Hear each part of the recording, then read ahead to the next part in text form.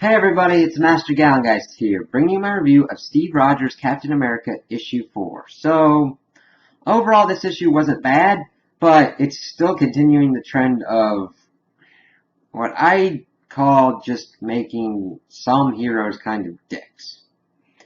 What I mean by that is, you take a character down a route that they normally would not go, and just completely hammer them into it. We've been seeing this kind of in Civil War II with Captain Marvel, seeing with Hawkeye, and we're seeing it here with Steve Rogers and Steve Rogers Captain America. Because you have to have a careful balancing act with what you're doing with certain things.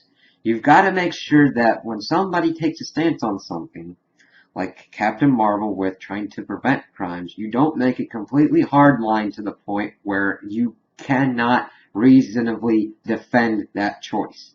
It happened with Captain Marvel. It happened with Iron Man in Civil War I because of how they did it with him, and it's kind of happening now with Steve Rogers. I'm noticing this kind of worrying trend where Marvel's kind of trying to make the older generation out to be kind of villains, almost, and kind of assholes to kind of prop up these younger people who, to a certain extent, are kind of really too young into certain issues and haven't had the training and experience that certain other younger ones have had, this kind of middle group who would make a better kind of sense to taking up the mantle.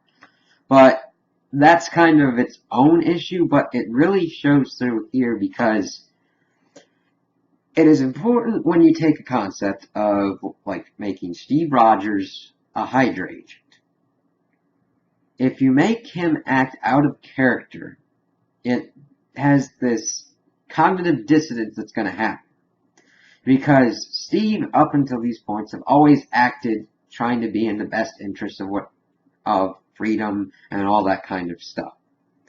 And the things that he stands for, freedom, protecting people, helping the weak, all that kind of stuff. Which you would think would be turned alright pretty much into a Hydra thing. You really wouldn't have to shift as much as you would need to. Granted, he would need to maintain his cover and all that. But in this issue, it's showing more of his kind of overall plan with what he's doing with Hydra. And he's explaining this to Selvig because he disagreed that with the Red Skull that Selvig needed to be taken out. And he knew that Selvig was going to need a base. So he found the Red Ghost and killed all of his super intelligent gorillas that he made mercilessly, which is not something that Steve Rogers would even really consider and shouldn't be an option that Steve Rogers and Hydra should consider, in my opinion, if you're keeping the same person. Granted, it's going to change some values and everything. He would be a little bit more willing to let a person die, but actively kind of killing people doesn't really fit into Steve as a character. It's a fundamental change, a kind of tick too far. That's not how Steve would react even if he was part of Hydra, I think. I mean, he would kill an order or two or whatnot, or find another way to neutralize the threat. That's kind of his way, even if he would be in Hydra. And it is led to believe that he killed the Red Ghost because, one, he kind of maimed him, and two, he wanted the lab and to keep it secret. And he's explaining that, oh, I don't need to worry about the heroes. They're already at each other's throats. I don't need to worry about S.H.I.E.L.D. because they've already torn themselves apart and showing Maria Hill on trial and all that kind of stuff, which doesn't really... There's a lot of stuff in here that doesn't really pertain to the core message, which, of course, is just the other crossover kind of... It kind of gets into the core story that you're trying to tell, because you've got the Pleasant Hill thing that's kind of breaking itself back in. You've got the Civil War stuff coming in, and like Ulysses and people looking for Kobik, who is for some reason with the Thunderbolts. And every time Steve tries to call, Kobik's like fucking with the comms unit, which I don't know why Kobik's with the Thunderbolts, because she could be wherever. And I don't know, because it wasn't really clear how they were showing her connection to the Red Skull at this point. You'd think he would want her closer at hand or whatnot. And he's explaining that he wants to have Hydra be better and all that and really advance the goal, and that his objective now, I want you, Selvig, to help me kill the Red Skull. So this, I think, could actually be the one time that Steve actually kills the Red Skull and gets pretty much away with it, even though it's kind of in a weird, out of character way.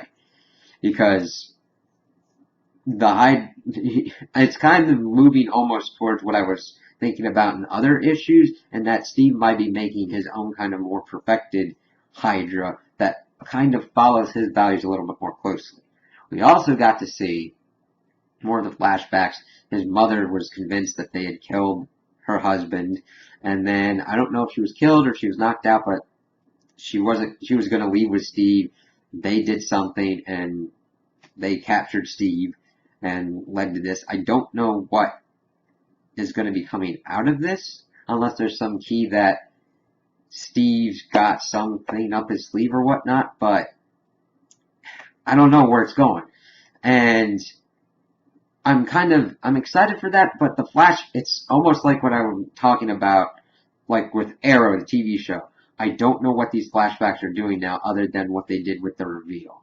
That was the biggest part, and if there's no other reveal part about what this pertains to, I don't know why it's there. But I'm excited to see overall where the rest of the comic's going to be going with what they're going to be doing with Steve. The art wasn't bad, though. There were some kind of issues with certain faces sometimes. It was just like, what the hell is kind of going on with that? It's kind of a little bit weird. Other than that, the action and everything was done pretty well and fluidly and fit with kind of Steve's acrobatics and all that. But overall, I would like a better kind of even-handed approach with how they're taking this. I just think that you could do Hydra Steve and have it fit more with his character. I thought that's kind of what they were going to be going with, but evidently they kind of want to make him more assassin-y, kind of in the similar vein to Bucky being the Winter Soldier, I guess. I don't know. Hopefully we'll see more going through more kind of his rationale with kind of where he's going with his kind of more kill-happy tactics.